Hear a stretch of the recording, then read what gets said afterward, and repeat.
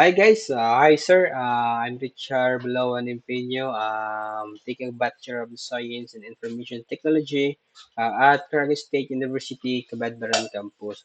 So, karon na video guys, ako i-discuss calculator application. So, kini is a final project sa among BI o Business Intelligence guys no. So, mo ni siya.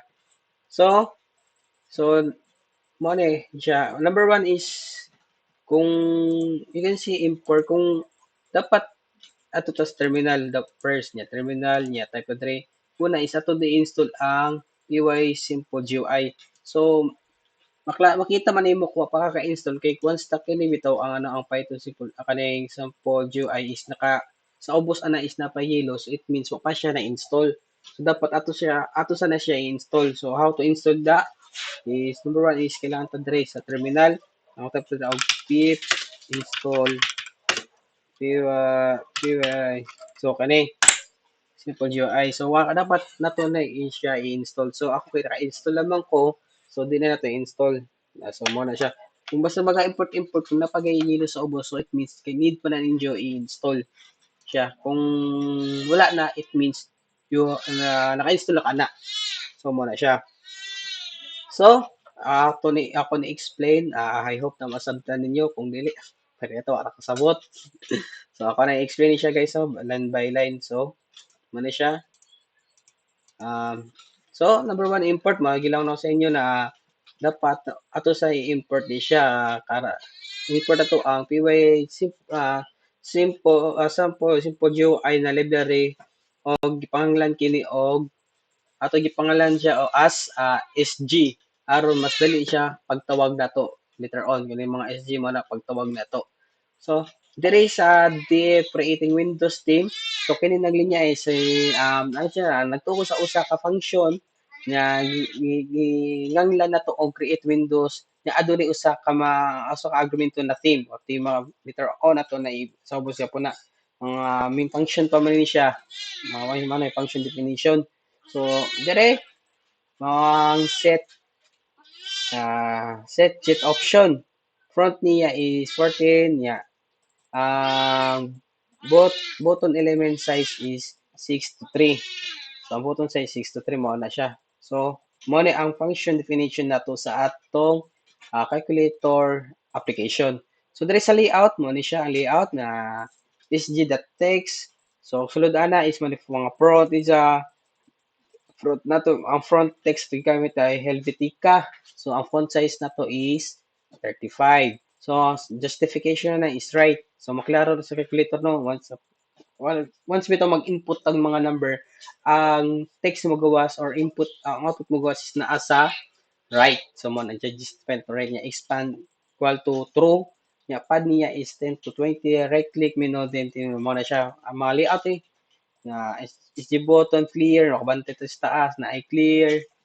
So, button size, ano siya. So, ato ray, para maka-run to be. Para, kumbala mo. So, wait. So, isit up ulit dire. Right, later on na lang. So, mo ni siya code. So, makabante ta na clear size button size niya. Na SG button back, na i-back na button ito. Na napoy percentage og napoy and divide. You can see makita ito later on sa output na to. Same lang po na SG button 7. Size po same lang sa button. Na sa layout nito na maklaro ron later on 7, 8, 9. As sa kilid niya is na ay multiplication. Niya dire na po sa ubos ana na 4, 5, 6. Sa kilid na is na ay minus niya 1, 2, 3. Sa kilid na ay plus. Then sa ubos sa 1, 2, 3 dito is na ay 0. Ang size niya medyo dako-dako lang siya. 14 by 3 niya na pag kilid ng 0 na ay dot asterisk or niya sige na is na ay equal. So mo na ang sa layout niya.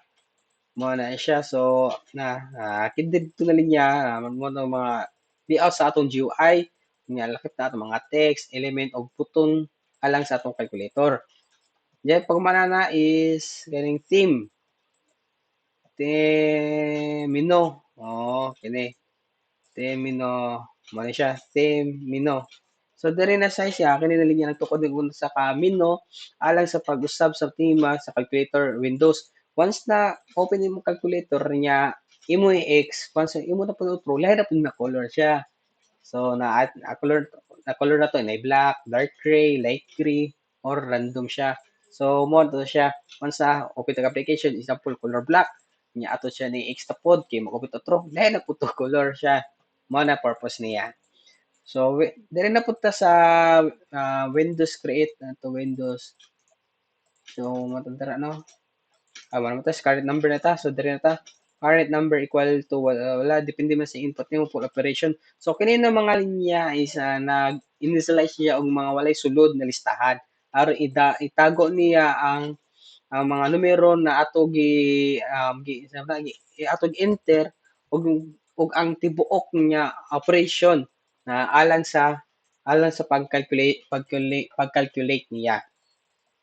So diri sa kamana while diri sa while true diri naman sa ato while true mo na siya event loop na to pag-looping na ni siya while true event loop na siya even value windows to read basta if even equals to window close break sa kung want to x so if even is the menu 1 so itong change menu once the x once na mo ato to i-close atong calculator na application automatic siya once ato i-open mo change theme na pud siya mo change color na siya later on pag output na event zero digital operation inputs naman mo na akong ibutang mo diri is percentage sa atong calculation current result window to text get niya if current result float ano float man kay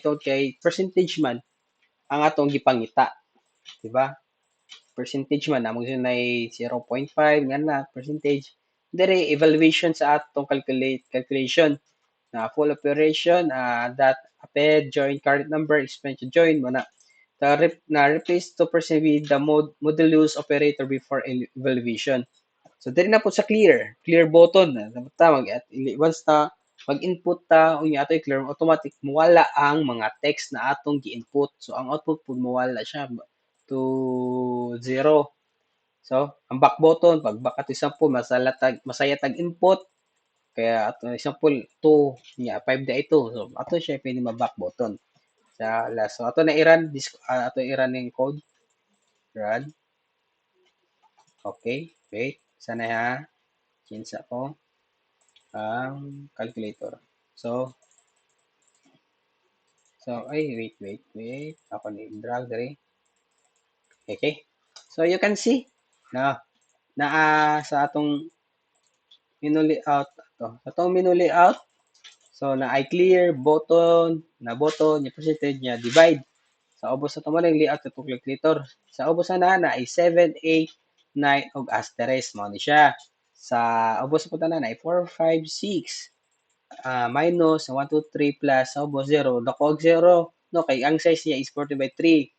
So na ay dot niya equal. So mo ni siya. So ang kaning team purpose ani kaning team mo ni siya ato try mo ni purpose ng team kani team mino ato exa sa ranta otro. Orisyo to giina no karon. Light green na pod. Labay ko naklaro ba ninyo? Nilahi na siya og color theme. Mo na siyang purpose ato. Okay? So, mo siya ang atong calculator application. So, tumutatawa 2 plus 2 equals to 4. Pasa percentage ana si naka-float man. So, nabasa na po niya ang 0.04 float man. So, kung ano yan na. So, ato i-clear. Okay, 5, 6, back na to. O, renasaya man ta, 9 ito. Minus 3, 6. So, di ba? Function ito na niya here na 9 times 9, 64. Good. Kung percentage 64 is 0.64. So, mali siya ang atong application calculator application. So, napo ko isa gibuhat mo ni ang converter. So, mo ni siya. Same lang gihapon. Nag-import ko, nag-install ko og PYC po GUI.